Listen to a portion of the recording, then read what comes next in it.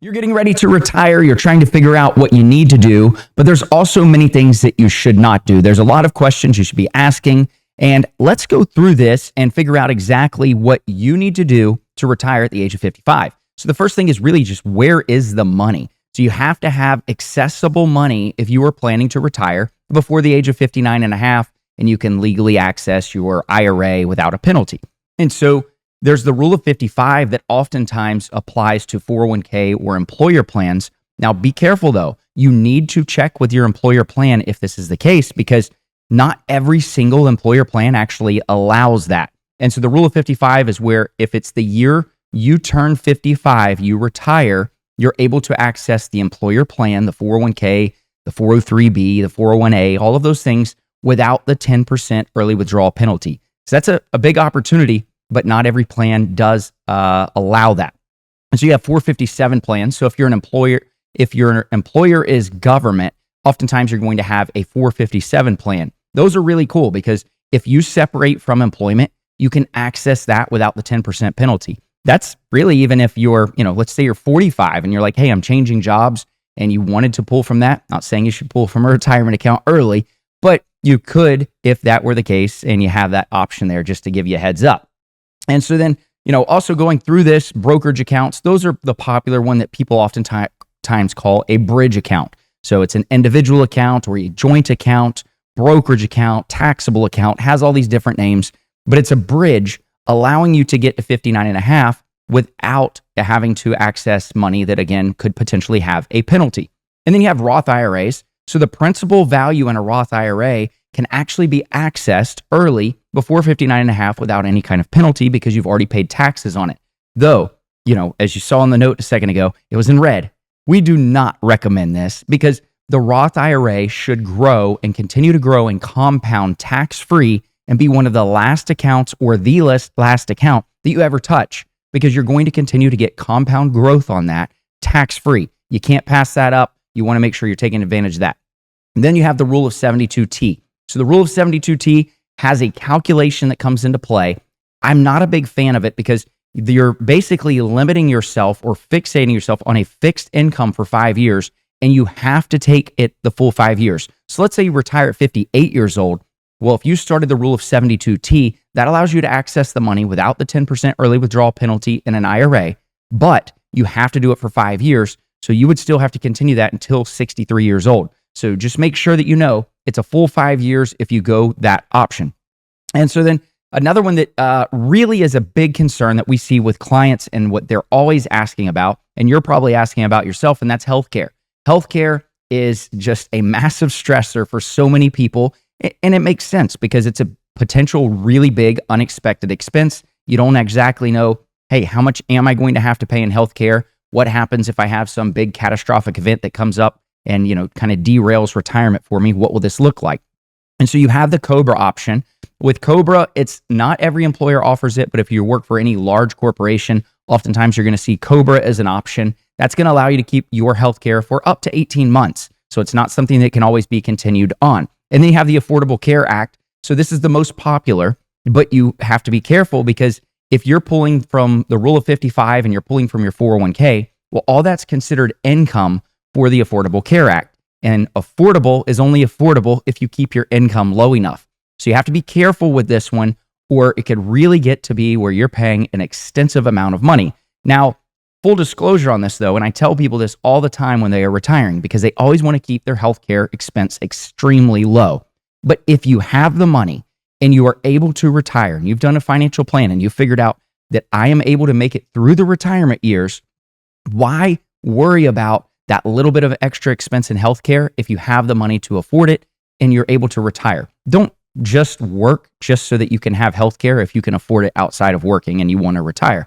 You also have Medi-Share. It's not for everybody. There's different plans out there. Sometimes you may qualify, sometimes you may not. There are clients of ours that are going that route as well and trying to get the cheaper healthcare cost. So that's something to think about. Now, when you're retiring, the one thing that nobody really seems to think of, and it kind of surprises me, people want to retire and they don't know their budget, their expenses.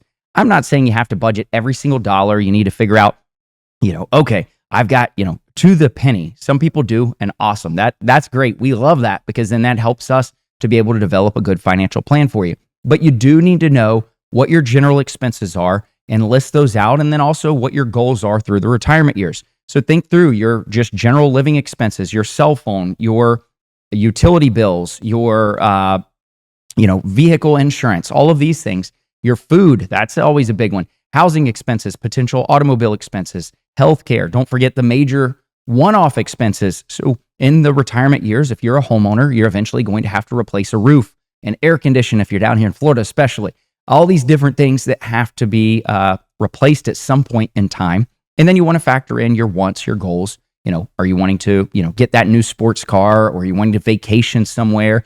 All of those things do need to be factored in to make sure that you're going to have the money to meet all of your goals if you plan to retire at all, and especially if you're retiring at 55.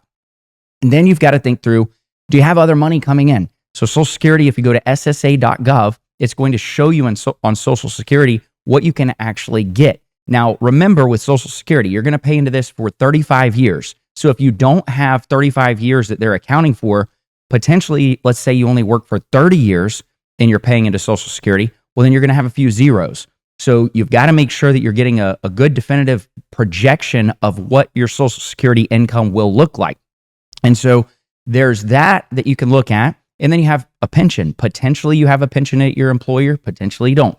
If you're fortunate enough to have that, though, you really need to define what that looks like. Because sometimes if you retire at age 55, you may take a massive penalty, or you may have to delay your pension until you're 62. It all depends on how many years you've worked there. There's a lot of calculations that come in. So reach out to your HR department if you have a pension to figure that out. And then one that I don't like to push on too much, because I like to tell people, really make sure your plan is set, because nothing is ever guaranteed in the future. But if you do have an inheritance that you feel that is coming, there's always the option for building that into the plan. If you're right on the cusp of everything and you say, hey, well, I know I've had the conversations with my family or your uncle or whoever it is, and you know that you're going to be getting a certain amount. So there is that there. And so really, I want to look at a case study, though, to break this down and show you just a sample of what this could look like for you. So you've got retired Roger. He's 55. He's a homeowner in Florida. So he doesn't have property. He doesn't have state taxes. He does have property taxes. Social Security is in 1907 at 67. He calculated up. So you're going to list out your goals. So what are his goals? Well, he's retiring at 55. He's going to have a retirement expense of $3,000. That's his base expense. That's including, his property taxes and his insurance, his, food and things like that. But as you can see here, his healthcare cost is a separate expense. So he's going to spend just over $6,000 a year in healthcare. All of this with inflation built in as well.